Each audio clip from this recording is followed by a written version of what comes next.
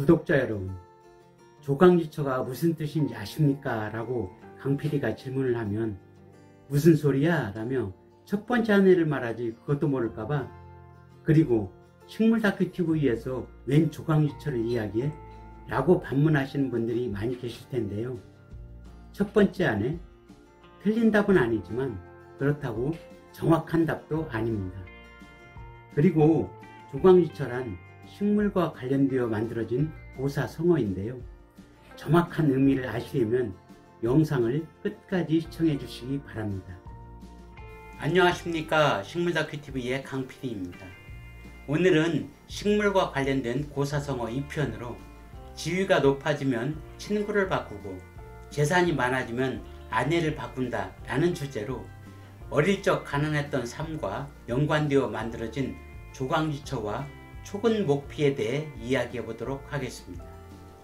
먼저 조강지처는 한자로 만들어진 단어로 풀어보면 술지겜이 좋아 쌀겨 강으로 쌀미변이 들어가 있는 한자어로서 가난의 아픔이 깃들여져 만들어진 고사성어인데요.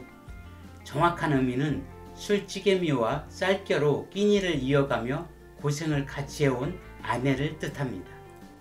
흔히들 첫 번째 아내 또는 본처라고만 알고 있지만 정확한 뜻은 가난을 겪으며 고생을 같이 해온 본처를 말합니다. 술지게미는 옛날 집에서 술을 만들 때 술을 거르고 남은 찌꺼기를 말하고, 쌀겨는 방앗간에서 쌀을 찌을 때 나오는 고운 속겨로서 두 가지 모두 영양가가 거의 없어 요즘에는 닭 등 동물들의 사료로 사용되고 있습니다. 그러나 옛날에는 워낙 먹을 것이 부족하여 오로지 배고픔을 이겨내기 위해 먹었던 것으로 몹시 가난함을 상징했던 먹거리였습니다. 술찌개미 하면 베이비붐 세대인 1960년 이전 세대의 분들은 어릴 적 생각이 아련해질 것 같은데요. 배고픔을 달래기 위해 설탕에 500배 이상의 단맛을 낸다는 사카린을 술찌개미에 넣어서 먹고 나면 거기에 남아있는 알코올 성분 때문에 비틀거리면서 넘어지기도 했던 아련한 추억이 떠오르는데요. 이렇게 몹시 가난하고 어렵게 생활할 때 고생을 함께 겪어온 아내를 두고 조강지처라고 부르며, 조강지처를 버리면 천벌을 받지, 조강지처를 버리고 바람을 피다니 정말 나쁜 X이네 등 나이 드신 분들은 지금도 조강지처라는 단어를 사용하고 있습니다. 그럼 조강지처의 유래를 살펴보겠습니다. 중국 후한의 개국 황제 광무제의 누이인 호양공주는 일찍이 남편을 잃고 홀몸으로 쓸쓸히 지내고 있는데, 이를 본 광무제는 마땅한 사람이 있으면 다시 결혼시킬 생각으로 누이의 의향을 떠보자 호양공주는 현재 재상으로 있으며 잘생기고 성실한 송홍 같은 사람을 마음에 두고 있었습니다 라고 대답하였다. 광무제는 누이의 마음을 알아채고 두 사람을 맺어주기 위해 누이를 병풍 뒤에 숨기고 송홍을 초청해 술자리를 하며 넌지시 물었다. 송홍, 속담에 이르기를 지위가 높아지면 친구를 바꾸고 집이 부유해지면 아내를 바꾼다고 하는데 이 말에 자네는 어떻게 생각하는가? 라고 말하자 송홍은 서슴지 않고 대답하기를, 벼슬을 하지 못했을 때 사귀었던 친구일수록 잊어서는 안되며 술찌개미와 겨를 먹으며 어려운 시절을 함께해온 아내일수록 마루에서 내려오게 해서는 안됩니다 라고 답하였다.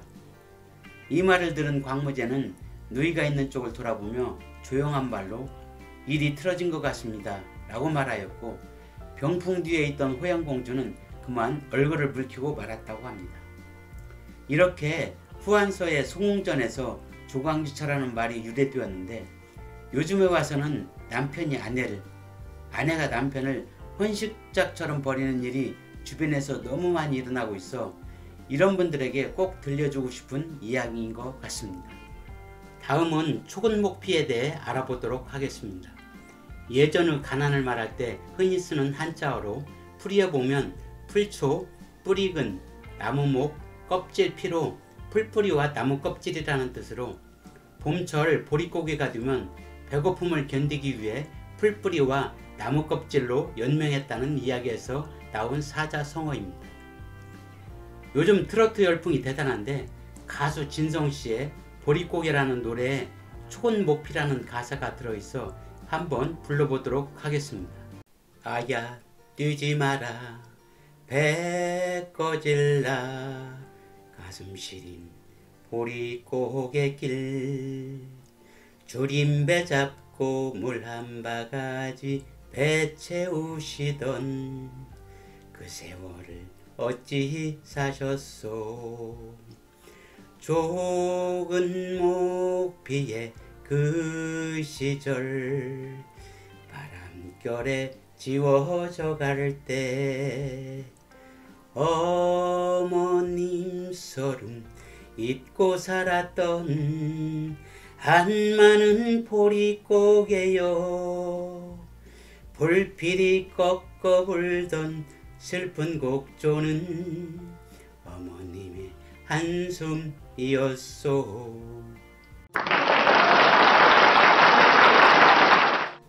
유튜브를 하다 보니 노래까지 불러보았는데요. 네? 잘 불렀다고요? 별 말씀을. 반주가 있었으면 더 끝내줬을 텐데. 농담이었고요. 다시 본론으로 돌아와서 노래 가사마다 가난함과 배고픔이 절절히 묻어나는 것 같은데요. 그런데 요즘 어린이들이나 젊은 친구들에게 이런 배고픈 시절을 이야기하면 도저히 이해할 수 없는 표정을 짓는데 까마득한 옛날 이야기 같지만 불과 50년 전의 일로서 그만큼 우리나라의 삶의 수준이 높아져 배를 고른 사람들이 없기 때문이 아닐까 생각됩니다. 초은 목피에서 초근은 풀뿌리를 말하는데 풀뿌리야 하면 생각나는 것이 칡뿌리와 띠뿌리가 생각나는데요. 칡뿌리는 산에 가면 채취할 수 있었지만 띠뿌리는 잔디와 비슷한 식물로 들판이나 논두렁에서 많이 캘 수가 있었습니다. 가을에 수확한 양식이 바닥나 고통받던 춘근기인 봄철은 배고픔을 달래기 위해 칡뿌리나 띠뿌리를 캐서 질겅질겅 씹고 다녔던 기억이 나는데요. 약간 쓴맛의 칡뿌리는 씹으면 씹을수록 칡즙이 나와 그 시절의 간식거리로는 손색이 없을 정도였으며 요즘에도 갈근이라 하는 칡은 몸에 좋다 하여 즙을 내어 먹거나 생으로도 먹기도 합니다. 백모근이라 하는 띠의 뿌리는 흰색으로 약간 단맛이 있고 캐기가 쉬워 아이들에게 좋은 간식거리가 되었으며 봄철 잎과 함께 나오는 화수라고 하는 꽃 이삭은 우리 고향에선 삘기라고 불렀는데 꽃대가 굵어짐에 따라 배가 불룩하게 되면 억세져 먹을 수 없기 때문에 꽃이 피기 전에 뽑아 먹었으며 계속 씹으면 쫄깃한 느낌이 있어 껌처럼 즐겨 씹던 기억이 있습니다. 목피는 나무의 껍질로서 소나무 껍질을 먹을 수 있는데 소나무의 가지를 잘라 껍질을 벗기면 하얀 속껍질이 있는데 이것을 송기라 하며 겨울이 지나고 나무에 물이 올라오는 봄철에나 껍질이 벗겨질 수 있어 춘근기와 맞물리는 시기에 송기를 먹지 않았나 생각됩니다. 그러나 송기는 섬유질만 많을 뿐 실제로 영양분은 얼마 들어있지 않는데요.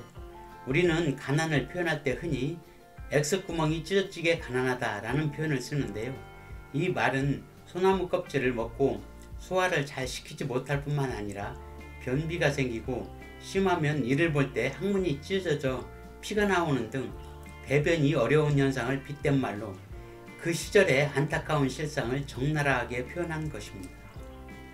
이렇게 배가 고파 허기를 달래기 위해 먹었던 칡과 띠뿌리, 송기 등이 요즘에는 건강식이라는 이름으로 전통시장 등에 좌판해서 보여질 때면 어릴 때의 생각이나 잠시 머물다 가곤 합니다. 이상으로 지위가 높아지면 친구를 바꾸고 재산이 많아지면 아내를 바꾼다라는 주제로 어릴 적 가난했던 삶과 연관되어 만들어진 고사성어, 조강지처와 초근복피에 대해 알아보았는데요. 오늘은 지금까지 고생을 같이 하며 가정을 지켜준 아내에게 감사한 마음을 전하고 어릴 적 초근복피로 허기를 달래던 시절을 회상해 보면서 모든 영상을 마칠까 합니다.